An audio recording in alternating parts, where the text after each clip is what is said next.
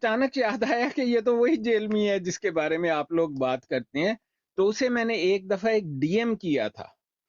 میں نے کہا تھا کہ میں نے تمہاری باتیں سنی ہیں، تم میرا اوپینین جانتے ہو تو تم توبہ کرو اور ایک مسلک اختیار کرو، کیونکہ جو کچھ تم کہتے ہو یہ کفر اور مکمل کفر ہے. میرے پاس وہ میں نے اپنا پیغام میسج پڑھا نا، تو مجھے اچانک یاد آیا، اس کے ساتھ وہ ویڈیو بھی آ گئی میسج کے ساتھ. میں نے کہا ہو یہ تو وہی ہے جو مفتی صاحب جس کے بارے میں شور کرتے ہیں.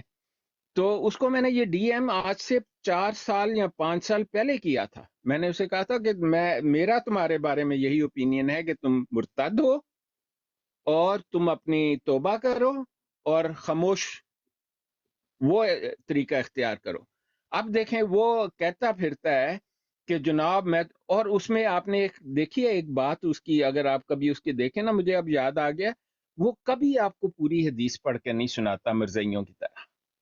پھر وہ حدیث کو بدلتا ہے، وہ آپ کو حدیث کے اصل لفظ بھی، آج کل اس نے وہ حدیث دکھانی شروع کیا، یہ لکھی ہے، لیکن وہ سناتا کبھی نہیں، اس کو عربی زبان بولنی تک نہیں آتی ٹھیک سے.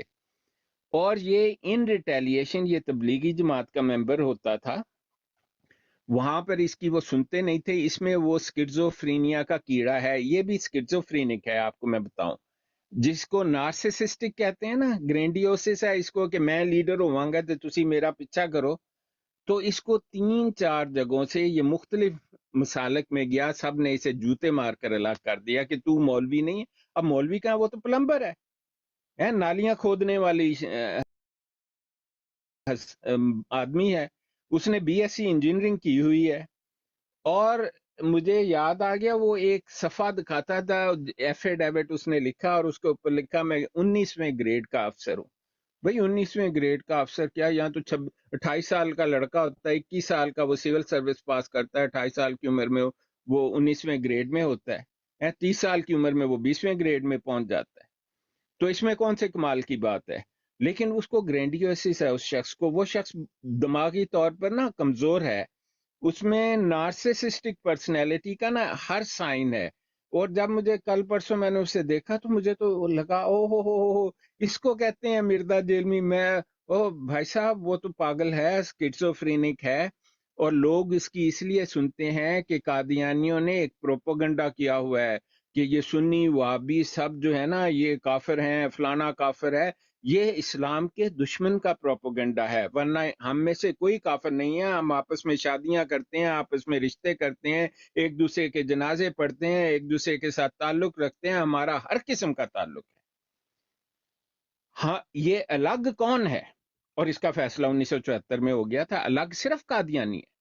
میں قادیانیوں کو چیلنج کرتا ہوں کہ تم مرزا قادیانی المرتد القذاب کے 10 فتوے لے آؤ جو وقت کی ضرورت کے مطابق ہوں. ضیاء بھائی آپ نے بھی پڑھا ہے، میں نے بھی پڑھا ہے، مرزے کی کتابوں میں اتنی بکواس لکھی ہے، انہوں مقدمہ کر دیا، ڈاکٹر کلارک مارا گیا، آتھم مارا گیا، محمدی بیگم دی پیش گوئی نمبر 1 تے محمدی بیگم دی پیش گوئی نمبر 108. یار یہ ساری بکواس ہے.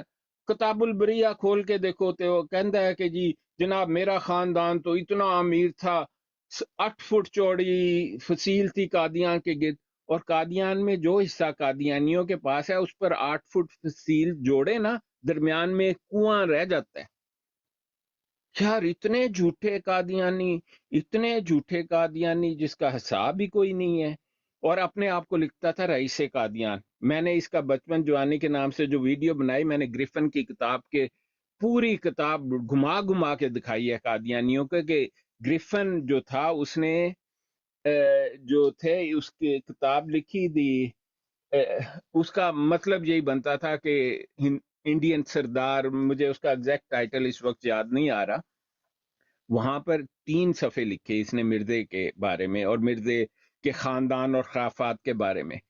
وہاں پر گریفن نے صاف لکھا ہوا ہے کہ غلام قادر کے بعد نمبردار علاقے کا ہوتا ہے بھائی، اور رئیس نہیں ہوتا قادیان کا.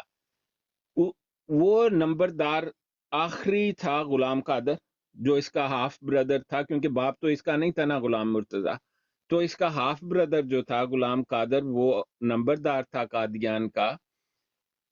اس کے مرنے کے بعد 1883 میں انہوں نے سیدھا سلطان احمد کو، جو مرزے کی پہلی بیوی حرمت بی بی سے اس کا لڑکا بڑا تھا، اس کو نمبردار بنا دیا۔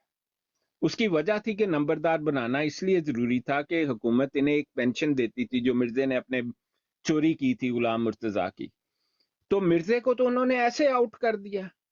اب گریفن کے 2-3 ایڈیشن ہیں، اس نے پہلے ایڈیشن میں لکھا کہ غلام قادر سے سلطان احمد کو ڈائریکٹ نمبردار اس لیے بنایا کہ مرزا ذہنی طور پر مریض آدمی ہے، اس میں وہ قوت نہیں ہے کہ یہ نمبرداری کر سکے اور اپنے خاندان کی لک آفٹر کر سکے۔ اور گریفن یہ بھی لکھتا ہے کہ اس پر الزام ہے کہ یہ اس نے چوری کر کے ساری پینشن کھا گیا تھا اور خاندان کو پورا سال کھانے کے لالے پڑ گئے تھے۔ پھر انہوں نے کہہ کے لا کے دوسرے ایڈیشن میں یہ باتیں نکلوا دی گریفن سے، لیکن ہمارے پاس پہلا ایڈیشن بھی ہے، ہمارے پاس دوسرا بھی ایڈیشن ہے گریفن کا۔ تو آپ خود سوچیں، اس آدمی کو جو ایک چھوٹے سے علاقے کا نمبردار اس لیے بنایا کہ پینشن دی جا سکے، کیونکہ پینشن پورے خاندان کی دی جاتی تھی، جس میں غلام مرتضیٰ کے بہن بھائی، مرزے کے بہن بھائی، سارے ایک مطلب پورا خاندان تھا جس کی ایک پینشن مقرر ہوئی تھی۔ تو آپ